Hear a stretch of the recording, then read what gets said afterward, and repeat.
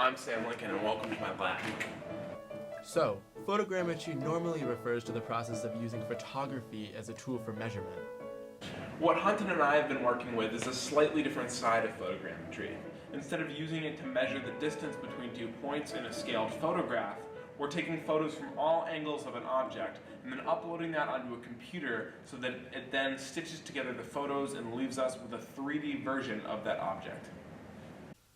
So if you walk around something, taking photo after photo of the sculpture or artifact from every angle, you don't have to rely on the individual 2D photographs when you're trying to analyze the object. Instead, you can have a 3D object not only available for digital distribution, but you can mass produce it theoretically by 3D printing it and then do whatever you want with the real version of the model. The uses for this technology are almost limitless. Anything from scanning and printing frogs for educational use to capturing a mysterious archaeological find to send experts around the globe. To get started with productive, effective photogrammetry, you more or less only need 3 things.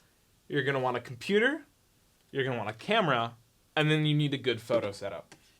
The camera part is easy. This Nikon 1J3 is mirrorless, so you're not going to need to invest in an expensive SLR camera for your photographing process. In fact, the higher resolution photos, when you put them into a computer, can just make the rendering process take that much longer without really improving the end result.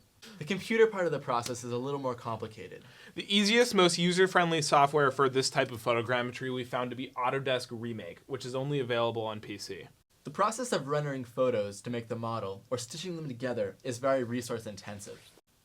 Autodesk offers a cloud-based rendering service, which takes quite a while because it means waiting in a queue. The efficient alternative is to beef up your computer's specs. Yeah, we've been using a Dell with 16 gigabytes of RAM and 8 gigabytes of VRAM provided by an NVIDIA GTX 1050 Ti card. In a perfect world, we'd have more like 32 or 64 gigabytes or even 128 gigabytes. What we're running now is pretty much the bare minimum that Remake will actually function with, and it's going to render the photos in about 3 to 4 hours. What you're looking at now is a clip of Sam taking photos from every angle of the object being modeled. Autodesk Remake has a limit of 200 photos per model being generated, so keep that in mind when spacing out your shots. The blue lines you see on the surface are there to aid the computer as it stitches together the photos to create the model. Lastly, notice the lighting setup. Even lighting is important to get an accurate model of your object. Once you've imported your photos into Remake and generated the model, you should have something like this. Remake offers a variety of editing tools to prepare your model for further steps such as exporting as an STL or 3D printing.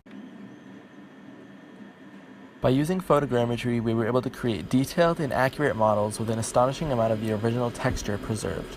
We printed our models on these Sindo 3D Walks printers with PLA plastic on high quality print, and the results were just beautiful. Any 3D printer will work though, although we suggest testing your model with a lower quality print to test for defects before trying the full quality. We hope this video will inspire you to explore deeper into the realms of photogrammetry and 3D modeling. Thank you for watching.